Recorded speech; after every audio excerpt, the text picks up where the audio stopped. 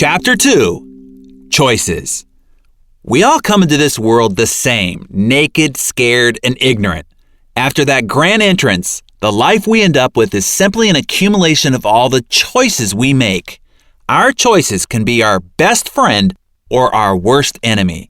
They can deliver us to our goals or send us orbiting into a galaxy far, far away. Think about it. Everything in your life exists because you first made a choice about something. Choices are at the root of every one of your results. Each choice starts a behavior that over time becomes a habit. Choose poorly, and you just might find yourself back at the drawing board, forced to make new, often harder choices. Don't choose at all, and you've just made the choice to be the passive receiver of whatever comes your way. In essence, you make your choices, and then your choices make you. Every decision, no matter how slight, alters the trajectory of your life.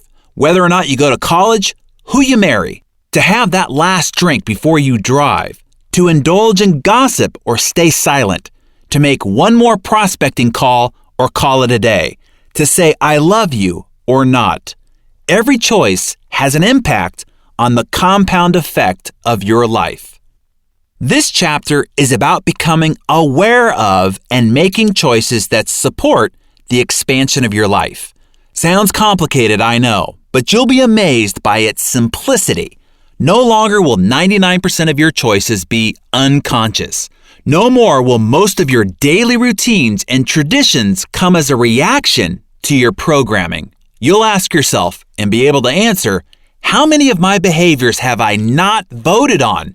What am I doing that I didn't consciously choose to do, yet continue to do every day? By employing the same idiot-proof strategies I've used to catapult my own life and career, strengthened by the compound effect, you'll be able to loosen up the mysterious grip of these things that are unwinding your life and pulling you in the wrong direction. You'll be able to hit the pause button before stumbling into idiot territory yourself. You'll experience the ease of making decisions that lead to behaviors and habits that support you every time. Your biggest challenge isn't that you've intentionally been making bad choices. Heck, that would be easy to fix. Your biggest challenge is that you've been sleepwalking through your choices. Half the time, you're not even aware that you're making them. Our choices are often shaped by our culture and upbringing. They can be so entwined in our routine behaviors and habits that they seem beyond our control. For instance, have you ever been going about your business, enjoying your life, when all of a sudden you made a stupid choice or a series of small choices that ultimately sabotaged your hard work and momentum, all for no apparent reason? You didn't intend to sabotage yourself, but by not thinking about your decisions, weighing the risks and potential outcomes, you found yourself facing unintended consequences. Nobody intends to become obese, go through bankruptcy, or get a divorce.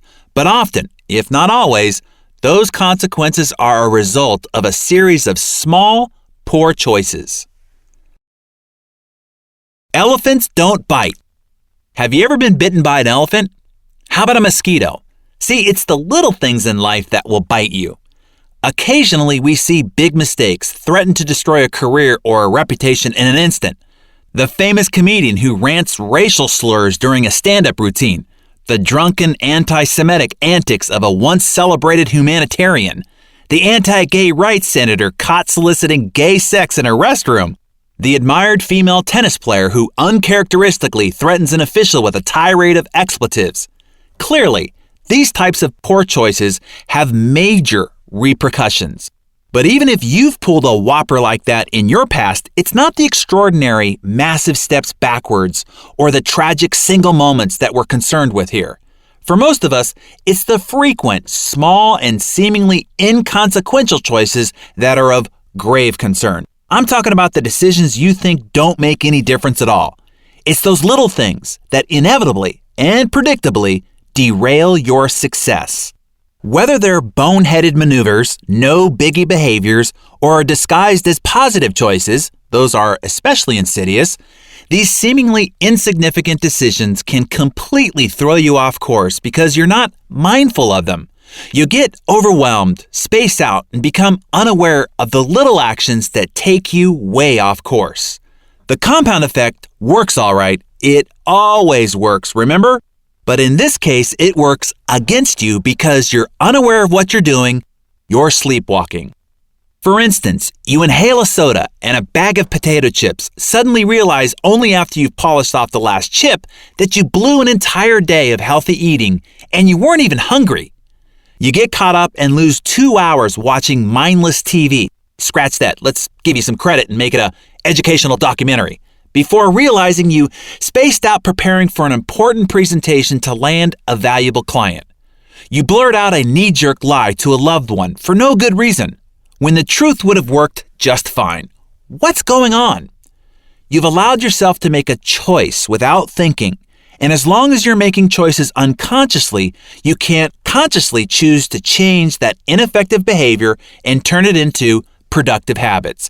It's time to wake up and make empowering choices. Thanksgiving year-round. It's easy to point fingers at others, isn't it? I'm not getting ahead because of my lame boss. I would have gotten that promotion if it hadn't been for that backstabbing coworker. I'm always in a bad mood because my kids are driving me crazy. And we are particularly gifted in the finger-pointing department when it comes to our romantic relationships, where the other person is the one who needs to change. A few years back, a friend of mine was complaining about his wife. From my observation, she was a terrific lady, and he was lucky to have her, and I told him as much. But he continued to point out all the ways that she was responsible for his unhappiness. That's when I shared an experience that literally changed my marriage. One Thanksgiving, I decided to keep a Thanksgiving journal for my wife. Every day for an entire year, I logged at least one thing that I appreciated about her. It could be as simple as the way she interacted with her friends, how she cared for our dogs, the fresh bed she prepared, a succulent meal that she whipped up, or just the beautiful way that she styled her hair that day, whatever. I looked for the things my wife was doing that touched me or revealed attributes, characteristics, or qualities that I appreciated. I wrote them all down secretly for an entire year. By the end of that year, I had filled an entire journal. When I gave it to her the following Thanksgiving, she cried, calling it the best gift she'd ever received, and even better than the BMW I'd given her that year for her birthday. The funny thing was this: the person most affected by this gift was me. All that journaling forced me to focus on my wife's positive aspects. I was consciously looking for all the things that she was doing right. That heartfelt focus overwhelmed anything that I might have otherwise had to complain about. I fell deeply in love with her all over again, maybe even more than ever, as I was seeing the subtleties in her nature and behavior instead of just her more obvious qualities. My appreciation, gratitude, and intention to find the best in her was something that I held in my heart and eyes each day. This caused me to show up differently in my marriage, which of course made her respond differently to me. Soon I had even more things to write in my Thanksgiving journal. As a result of choosing to take a mere 5 minutes every day or so to document all the reasons why I was grateful for her, we experienced one of the best years of our marriage, and it's only gotten better. After I shared my experience, my friend decided to keep a Thanksgiving journal about his wife. Within the first few months, he completely turned around his marriage. Choosing to look for and focus on his wife's positive qualities changed his view of her, which changed how he interacted with her. As a result, she made different choices about the way she responded to him. The cycle perpetuated, or shall we say, compounded. Let me jump off script here for a second. Before we move past the concept of gratitude, let me pass on a little tip Montel Williams shared with me that I've incorporated into my life that's really helped my mind focus on the abundance and blessings I enjoy. I use this strategy right before I go to sleep so that my mind spends the night conjuring up ways to create more abundance and blessings. Here's what Montel told me. He said, put a little piece of paper by your bed with a pen. I use a journal so I can archive these great thoughts. And before you go to sleep, I want you to write down 3 things that happened today that you're thankful for. And as I will explain later, I also write down any unique observations about people, life, or myself, or what I call aha ideas, quotes, or insights collected from the day. Another insight from John Maxwell is to not only identify and enjoy the feeling of being grateful, but also express that feeling to others. Let me read to you what he said to me backstage at an interview at one of our success symposiums. He said, our attitude is a choice, and to be grateful is a choice. And I know a lot of people who have a lot of blessings that aren't really grateful. I also know a lot of people who have very little and are very grateful. So it's not what you have. It's not possessions. It's not where you've arrived positionally. I think it's a spirit, and the attitude of gratitude to me is saying there have been others in my life that have done things for me I couldn't have done for myself. And the way to express, I think, indebtedness to people is by being grateful to them. The person that says, well, I'm grateful, I've just never expressed it, that's not adding value to anyone. Key point, John. So the lesson here is not only look for what you appreciate, but give that appreciation to others. And as the saying goes, what you appreciate appreciates. Let's get back to the book. Owning 100%. We are all self-made men and women, but only the successful take credit for it. I was 18 when I was introduced to the idea of personal responsibility at a seminar, and that concept completely transformed my life. If you threw out the rest of this book and only practiced this one concept, within 2 or 3 years, the changes in your life would be so great, your friends and family would have a difficult time remembering the old you. In that seminar that I attended at 18, the speaker asked, what percentage of shared responsibility do you have in making a relationship work? Now, I was a teenager, so wise in the ways of true love, of course I had all the answers. 50-50, I blurted out. It was obvious, right? Both people must be willing to share the responsibility evenly or someone's going to get ripped off. 51-49, yelled someone else, arguing that you have to be willing to do a little bit more than the other person. Aren't relationships built on self-sacrifice and generosity? 80-20, yelled another. The instructor turned to the easel and wrote 100-0 on the paper in big black letters. You have to be willing to give 100% with zero expectation of receiving anything in return, he said. Only when you're willing to take 100% responsibility for making the relationship work will it work. Otherwise, a relationship left to chance will always be vulnerable to disaster. Whoa, this was not what I was expecting, but I quickly understood how this concept could transform every area of my life. If I always took 100% responsibility for everything I experienced, completely owning all of my choices and all the ways in which I responded to whatever happened to me, I held the power. Everything was up to me.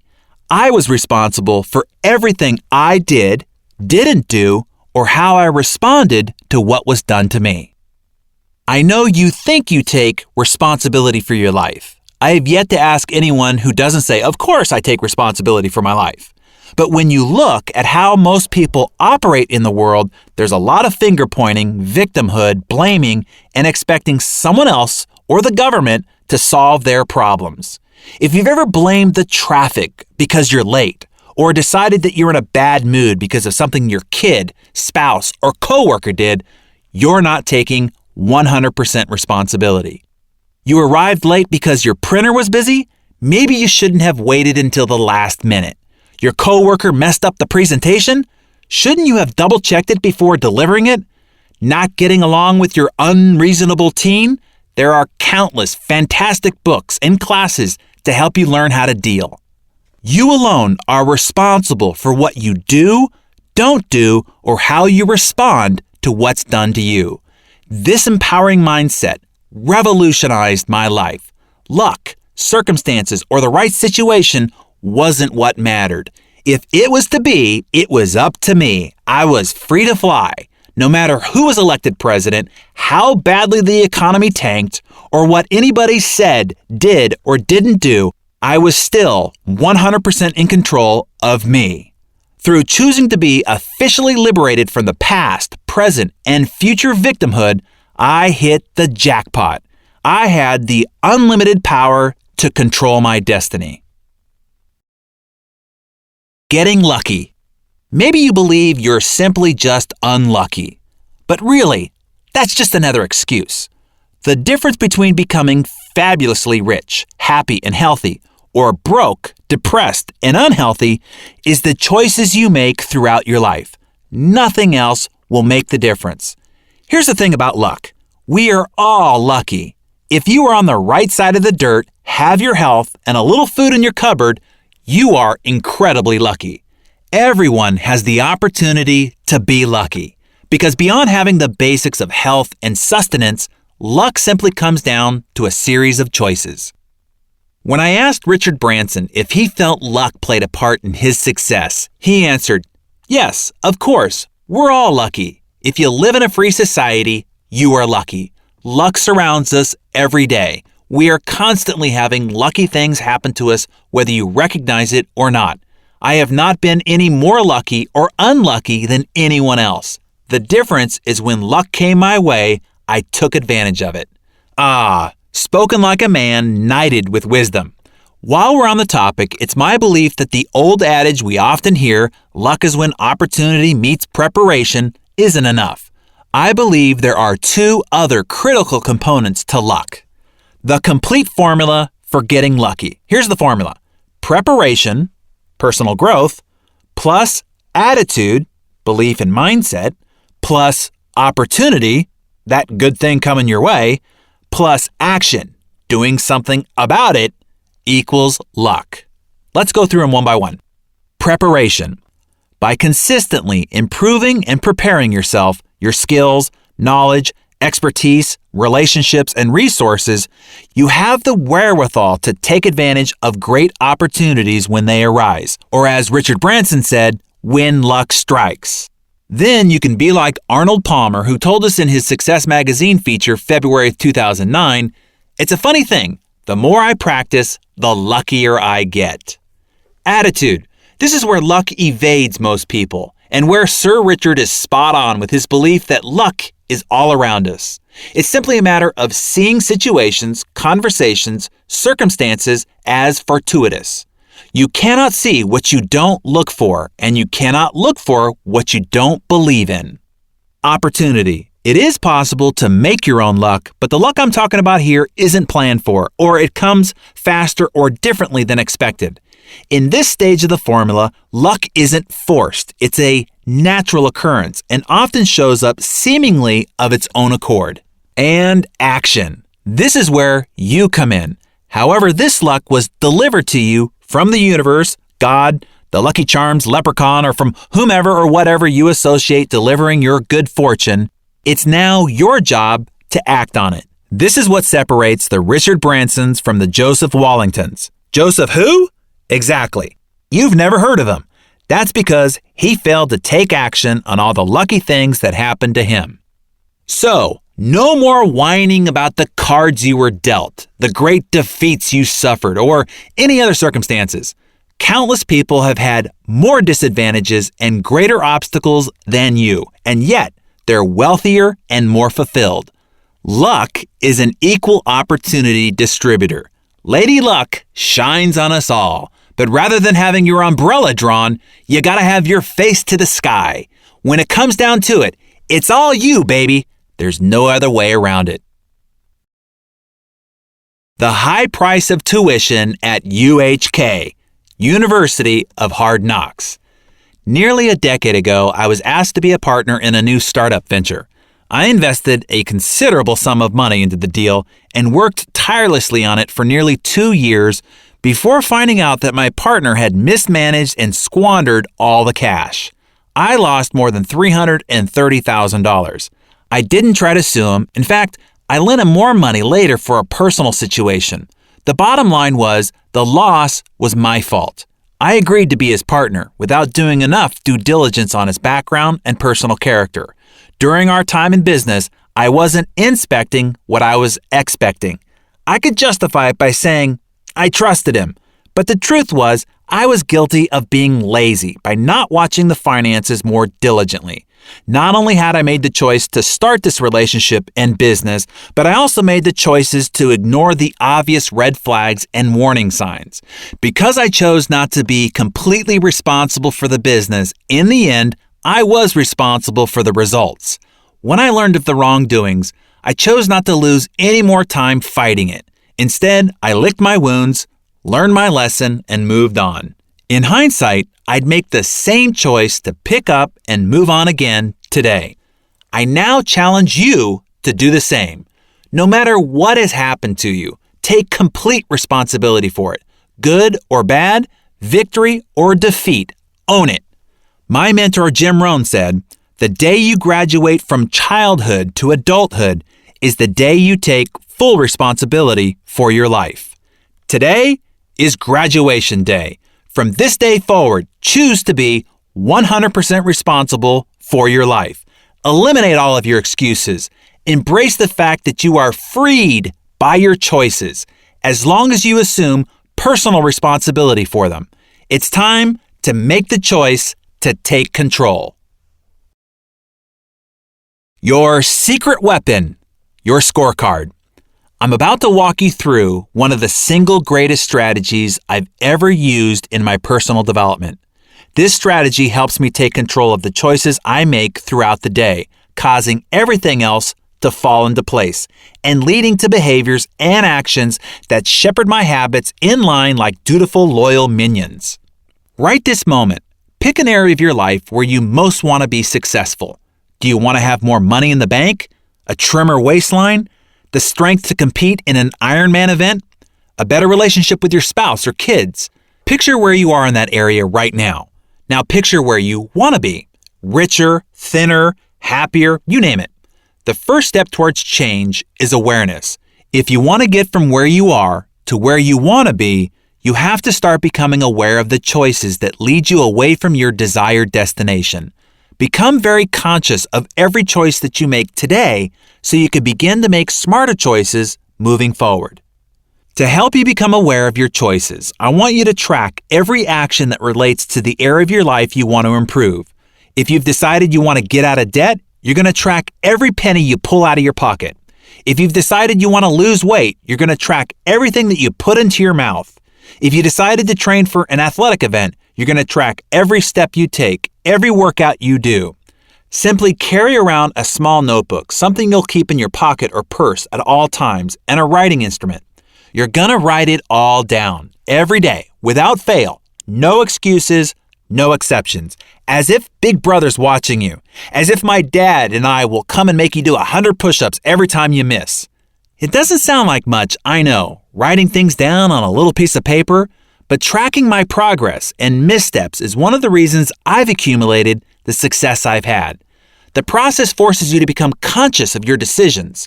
But as Jim Rohn would say, what's simple to do is also simple not to do.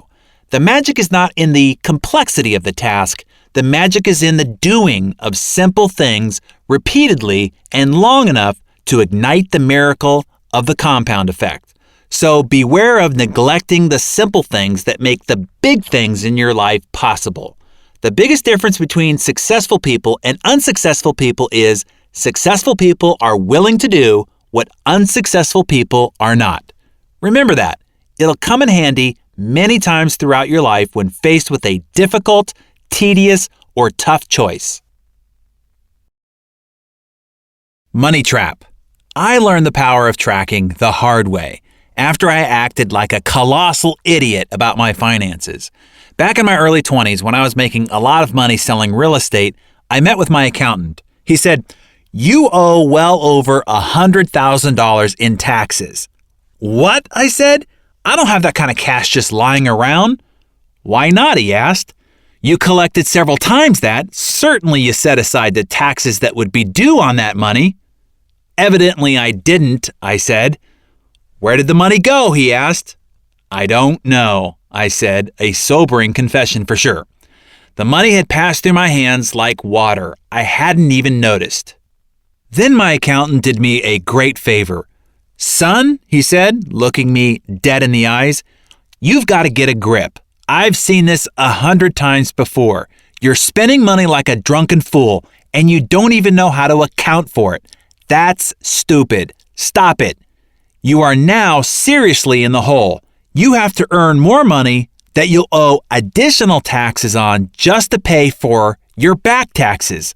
Continue this, and you'll dig your financial grave with your own wallet.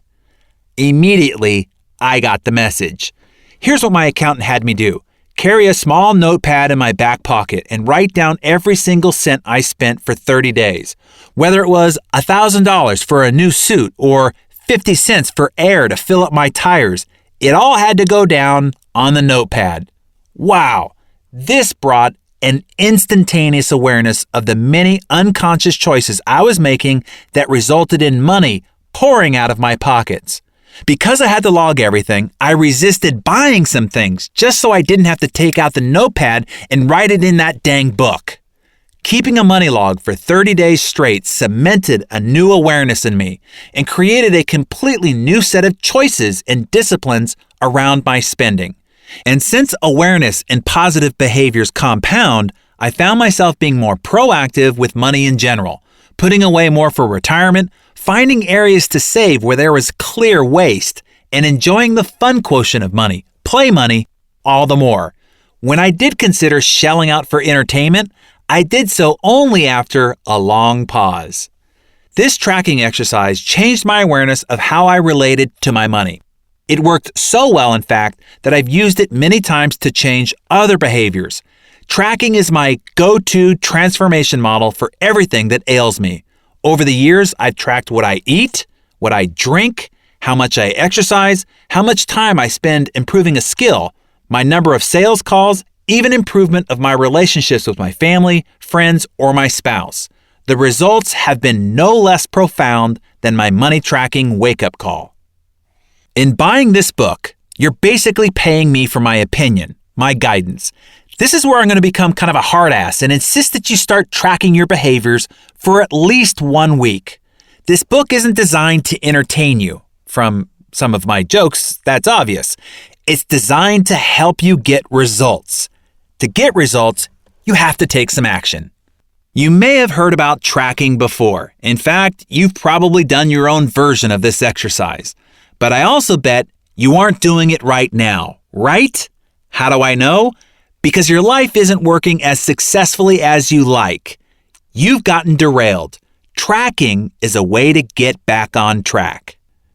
Do you know how casinos make so much money in Vegas? Because they track every table, every winner, every hour. Why do Olympic trainers get paid top dollar? Because they track every workout, every calorie, and every micronutrient for their athletes. All winners are trackers. Right now, I want you to track your life with the same intention, to bring your goals within sight. Tracking is a simple exercise. It works because it brings moment-to-moment awareness to the actions you take in the area of your life that you want to improve. You'll be surprised at what you will observe about your behavior. You cannot manage or improve something until you measure it.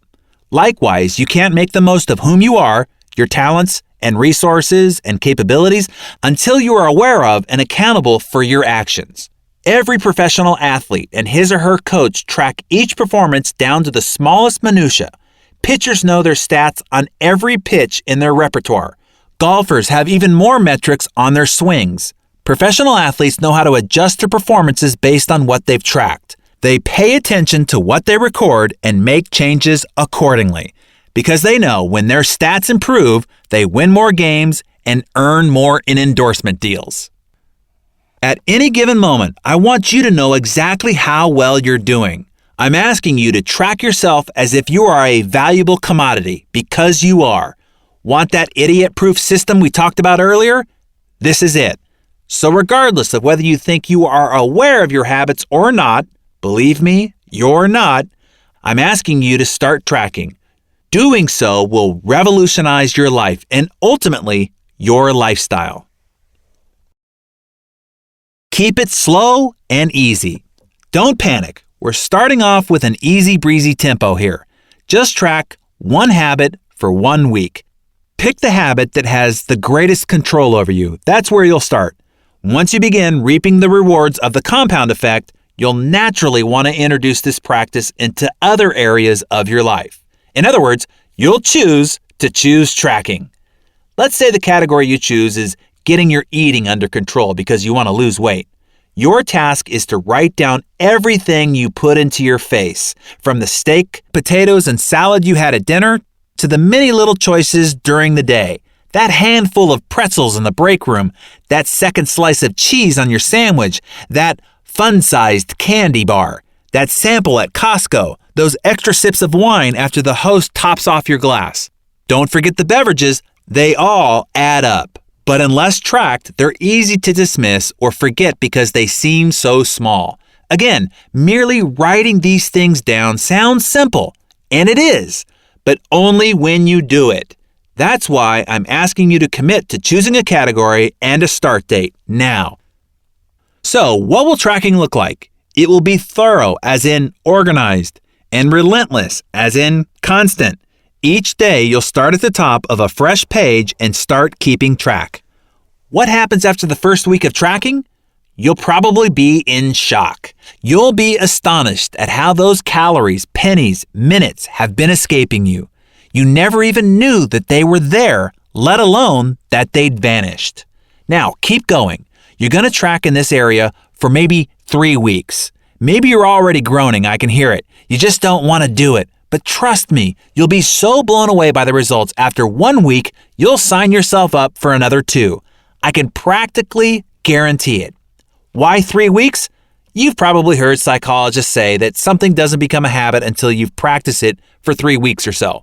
It's not an exact science, but it's a good benchmark, and it has worked for me. So ideally, I want you to stick with your choice to track your behaviors for 21 days.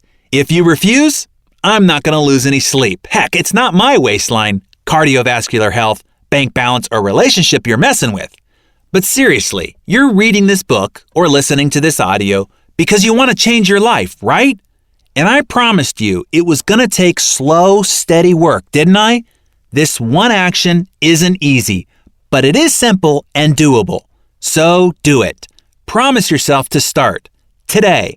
For the next 3 weeks, choose to carry around your own small notepad or a large one if that's more enticing to you, and write every single thing down in your category. What happens in 3 weeks? You move from the shock that follows the first week to the happy surprise of seeing how merely becoming conscious of your actions begins to shape them. You'll find yourself asking, do I really want that candy bar? I'm going to have to haul out my notebook and write it down, and I'll feel a little sheepish. That's 200 calories saved right there. Turn down that candy bar every day, and in a little more than 2 weeks, you will already have lost a pound. You'll start adding up that $4 coffee on the way to work and realize, holy cow, I've just spent $60 on coffee in 3 weeks. Hey, that's $1,000 a year. Or compounded, that's $51,833.79 in 20 years. How much do you really need to stop for that coffee now? Come again, you say? Am I saying that your $4 a day coffee habit is going to cost you $51,833.79 in 20 years? Yes, I am. Did you know that every dollar you spend today, no matter where you spend it, is costing you nearly $5 in only 20 years and $10 in 30 years? That's because if you took $1 and invested it at 8%, in 20 years, that dollar would be worth almost $5. Every time you spend $1 today, it's like taking $5 out of your future pocket. I used to make the mistake of looking at a price tag and thinking that if an item was listed as $50, it cost me $50. Well, yes, in today's dollars, but take that $50 and look at the value it cost me over the next 20 years by not depositing it into my investment account, and it's really worth 4 or 5 times that amount. In other words, every time you look at an item that cost $50, ask yourself this: is this item really worth $250 to me? If it is worth $250 to you today, then it's worth buying. If it's not worth buying. Keep that in mind the next time you go to a place like Costco with all sorts of amazing things you didn't know you had to have. You go in to buy $25 worth of necessities and you walk out with $400 of stuff instead. I know, my garage looks like a Costco graveyard. Next time you walk into one of those bargain basement stores, assess things from this future value standpoint. Chances are you'll put down that $50 crepe maker so your future you will have $250 more in the bank. Make the correct choice every day, every week for many years, and you can quickly see how you could become financially abundant. When you track with this awareness, you'll find yourself showing up in your life very differently. You'll be able to ask yourself, is having a coffee once every workday worth the eventual price of a Mercedes-Benz? Because that's what it's costing you. Even more than that, you're not sleepwalking anymore. You are aware and conscious and making better choices, all from that little notebook and pen. Simply amazing, isn't it? The unsung, unseen hero. Once you start tracking your life, your attention will be focused on the smallest things that you're doing right, as well as the smallest things that you're doing wrong. And when you choose to make even the smallest course corrections consistently over time, you'll begin to see amazing results. But don't expect immediate fanfare. When I say small course corrections, I'm talking truly invisible. Chances are no one's going to even notice them anytime soon. There will be no applause. No one's going to send you a congratulations card or a trophy for these disciplines. And yet, eventually, their compounding effect will result in an exceptional payoff. It's the littlest disciplines that pay off over time, the effort and preparation for the great triumph that happened when no one was looking, and yet the results are exceptional. A horse wins by a nose, but gets 10 times the prize money. Is the horse 10 times faster? No, just a little bit better. But it was those extra laps around the track, the extra discipline in the horse's nutrition, or the extra work by the jockey that made the results a slight bit better with compounded rewards. After hundreds of tournaments played and thousands of strokes tallied, the difference between the number 1 ranked golfer and the number 10 golfer is an average of only 1.9 strokes. But the difference in prize money is 5 times, over 10 million versus 2 million. The number 1 golfer isn't 5 times better, not even 50% better, or even 10% better. In fact, the difference between his average score is only 2.7% better, yet the results are 5 times greater. That's the power of little things adding up. It's not the big things that add up in the end. It's the hundreds, thousands, or millions of little things that separate the ordinary from the extraordinary. To be 1 stroke better requires countless little things that don't get accounted for when you're putting on the green jacket. Let me give you a few more ways tracking small changes can result in huge payoffs.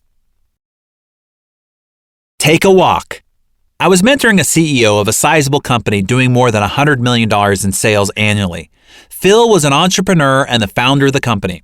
The company was doing fine, but I detected a lack of engagement, trust, and enthusiasm in the culture of his organization. I wasn't too surprised to learn it turns out that Phil hadn't been in parts of his own building for more than 5 years. He'd never spoken personally to more than 80% of his staff.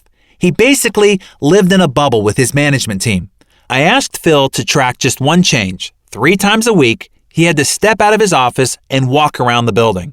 His goal was to seek out at least 3 people whom he saw doing things right or had heard good things about and give them some personal acknowledgement of his appreciation. This one small change in his behavior took less than an hour a week, but had massive effects over time. The employees Phil took the time to recognize began to go the extra mile and work hard to earn his greater appreciation. Other employees started to perform better, observing that great effort was recognized and appreciated. The ripple effect of their new attitude transferred to their customer interactions, improving the customer's experience with the company, increasing repeat and referral business, which increased everyone's pride. That simple change over a period of 18 months did a complete 180 on the company culture. Net profits grew by more than 30% during that time, utilizing the same staff and 0 additional investment in marketing. All because Phil committed to One small, seemingly insignificant step done consistently over time. Money Tree. 12 years ago, I had a wonderful assistant, Kathleen.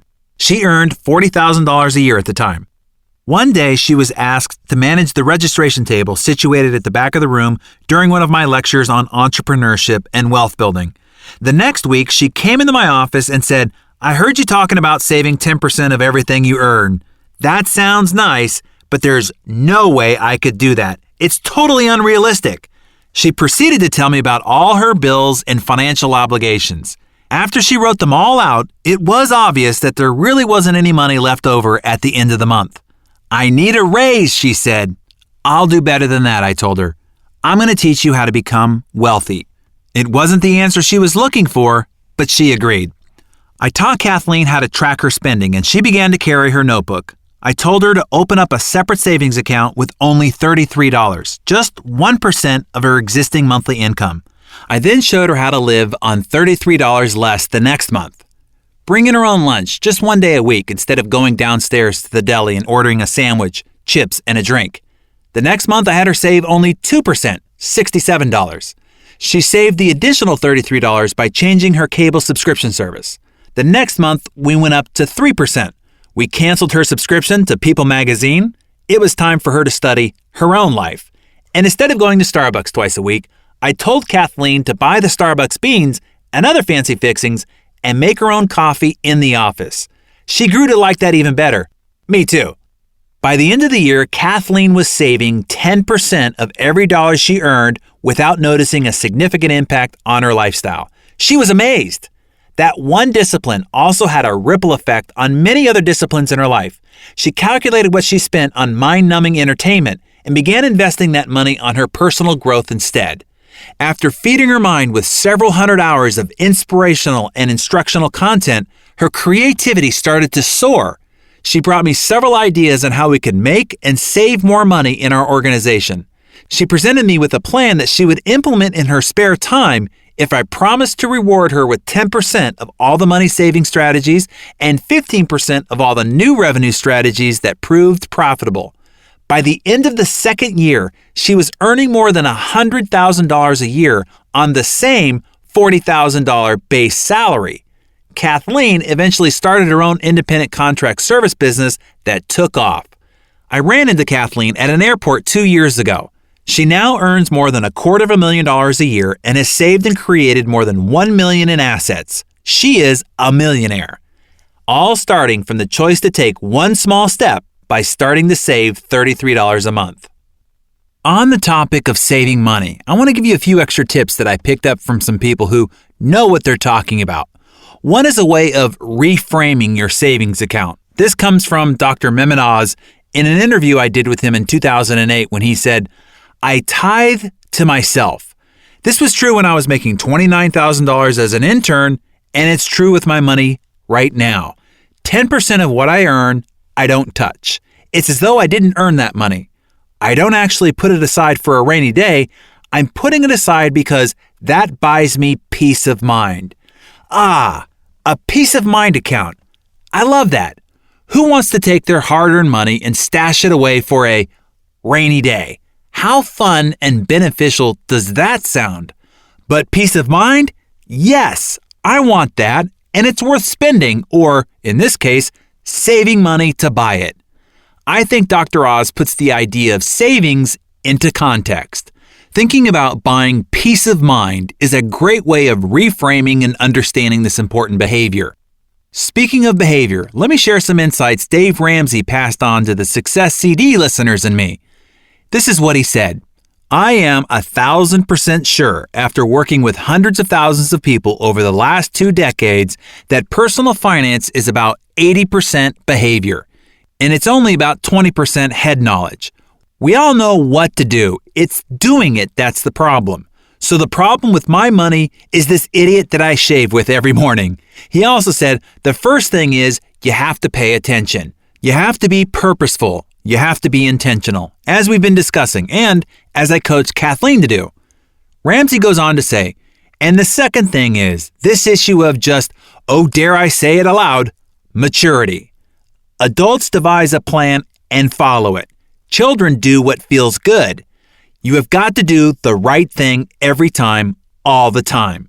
That's the number one indicator in your character towards becoming wealthy. Lastly, he cites, handling money is a learned technique. 80% of American millionaires are first-generation rich, which means they didn't have rich parents programming them. They decided to change. They made a choice to engage in different behaviors. Ah, thanks, Dave. There it is again. It's about choices that lead to behaviors, done long enough, become habits that over time compound into our results, wealth and financial abundance, or bankruptcy, heartache, and despondency. The choices are small, the behavior changes almost unnoticeable, but the outcomes are profound by comparison. Time is of the essence. The earlier you start making small changes, the more powerfully the compound effect works in your favor. Suppose your friend listened to Dave Ramsey's advice and began putting $250 a month into an IRA when she got her first job after graduating from college at age 23. You, on the other hand, don't start saving until you're 40. Or maybe you started saving a little earlier but cleaned out your retirement account because you didn't notice any great gains. By the time your friend is 40, she never has to invest another dollar and will have more than $1 million by age 67, growing at 8% interest compounded monthly. You continue to invest $250 every month until you reach 67, the normal retirement age for Social Security for those born after 1960. That means you're saving for 27 years by contrast to her 17 years. When you're ready to retire, you'll have less than $300,000 and will have invested $27,000 more than your friend. Even though you saved for many more years, invested much more cash, you still ended up with less than a third of the money you could have had. That's what happens when we procrastinate and neglect necessary behaviors, habits, and disciplines. Don't wait another day to start the small disciplines that will lead you in the direction of your goals. Now, are you telling yourself that you're already starting too late and you're already way behind the 8 ball and can never catch up? That's just another tired tape in your head. It's time to turn it off. It's never too late to reap the benefits of the compound effect. Suppose you've always wanted to play the piano, but it feels too late because you're about to turn 40. If you start now, by the time you're at retirement age, you could be a master, as you will have been playing for 25 years. The key is to start now. Every great act, every fantastic adventure starts with small steps. The first step always looks harder than it actually is. But what if 25 years is too long? What if you've only got time or patience for 10 years? In Brian Tracy's book, Focal Point, he models how to improve any area of your life by 1,000%. Not 10% or even 100%, but 1,000%. Let me outline it for you. All you have to do is improve yourself, your performance, your output, and your earnings by 0.1% each workday. Yeah, you even get to slack off on the weekends. That's 1/1000th. Do you think you could do that? Of course, anyone can do that. Simple. Do it each day of the week and you'll improve by 0.5% each week. Translation? Not much. Equaling 2% each month, which compounded adds up to 26% each year. Your income now doubles each 2.9 years. By year 10, you could be performing and earning 1,000% of what you're earning right now. Isn't that amazing? You don't have to put in 1,000% more effort or work 1,000% more hours. Just 0.1% improvement each day. That's it. While we're on this topic, when I asked Donnie Deutsch what the most important ingredient to success was, this was his answer. The most important thing I say is, are you learning every day? Are you growing every day? Are you being challenged every day? That is the key to success. The day that stops happening, the world is going to turn in the wrong direction for you. Harvey Mackay said it this way, you don't go to school once for a lifetime. You're in school all of your life. And of course, Jim Rohn said it to me this way, Formal education will make you a living, which is fine, but self-education will make you a fortune, which is super fine. And lastly, this concept of constant and never-ending improvement is echoed in every endeavor. This is how the Iron Man Cal Ripken Jr. said it when asked how he was able to beat the 56-year-old record made by Lou Gehrig's 2,131 consecutive games played. The Iron Man went on to surpass it another 502 straight starts. Cal said this, "I think it's important, especially in this economy. You can't stay around if you're not getting better. No business or baseball team is going to keep people just because they show up. You have to constantly be looking for ways to get better and looking for ways to improve your value to the organization. You have to develop strong fundamentals, no matter what you do, and you have to make yourself indispensable. That requires you to be evaluating what you're doing and what needs to be done." Well said, Cal, and he should know. And now you do too. Success is a half marathon. Beverly was a salesperson for an educational software company for which I was doing a turnaround. One day she told me about her friend who was running a half marathon the upcoming weekend. "I could never do such a thing," Beverly, who was significantly overweight, assured me. "I get winded going up a single flight of stairs." "If you want to, you can choose to do what your friend is doing," I told her. She balked, saying, "There's absolutely no way." My first step was to help Beverly find her motivation. So Beverly, why would you want to run a half marathon in the first place? I was trying to get a handle on her greater, more personal desires and motivations. Well, my 20-year high school reunion is coming up next summer, and I want to look fabulous. But I've gained so much weight since my second child 5 years ago, I don't know how I could do it. Bingo! Now we had a motivating goal, but I proceeded with caution. If you've ever tried to lose weight, you probably know the drill. Buy an expensive gym membership, drop a fortune on personal trainers, new equipment, spiffy new workout clothes, and great athletic footwear. Work out vigorously for a week or so, then turn your elliptical machine into a clothes-drying rack. Ditch the gym and let your sneakers mold in the corner. I wanted to try a better way with Beverly. I knew that if I could get her to choose just one new habit, she'd get hooked and all the other behaviors would naturally fall in line.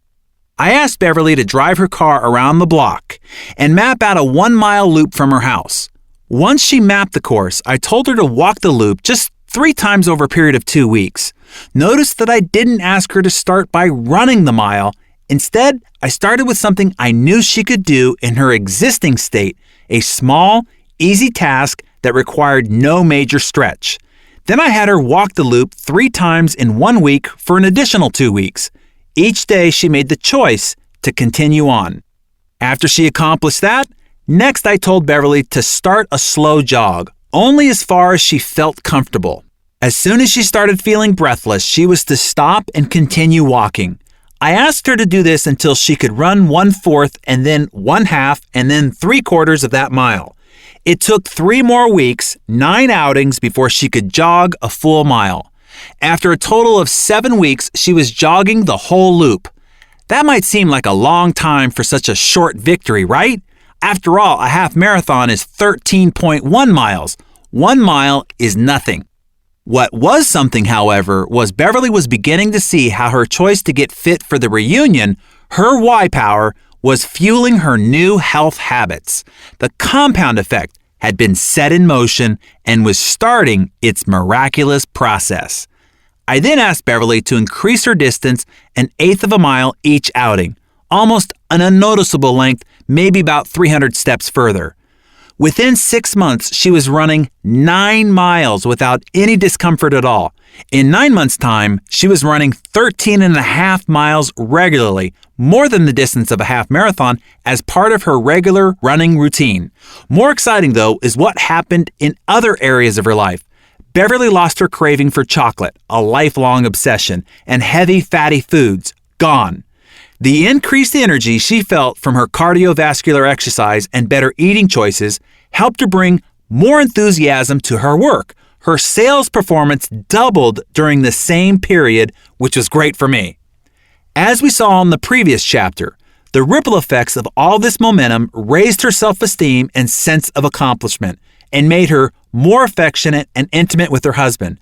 Their relationship became more passionate than it had been since college. Because she had renewed energy, her interaction with her children became more active and animated. She noticed she no longer had time to hang out with her Debbie Downer friends, who still gathered together after work for greasy appetizers and drinks. She made new, healthy friends in a running club she joined, which led to a whole host of additional positive choices, behaviors, and habits. Following that first conversation in my office and Beverly's decision to find her why power and commit to a series of small steps, she lost more than 40 pounds, becoming a walking and running billboard for fit and empowered women. Today, Beverly regularly runs full marathons. Your life is a product of your moment-to-moment choices. In our Success CD, May of 2010, TV's Biggest Loser fitness trainer, Jillian Michaels, shared with me a powerful childhood story. She said, "When I was a kid, my mom would have these elaborate Easter egg hunts for me. I would run around the house, and when I would get close to a hidden egg, she'd say, 'Oh, you're warm. You know, you're getting closer to it. Oh, you're on fire.' And when you move away from the egg, she'd go, 'Oh, you're cold. You're freezing.'"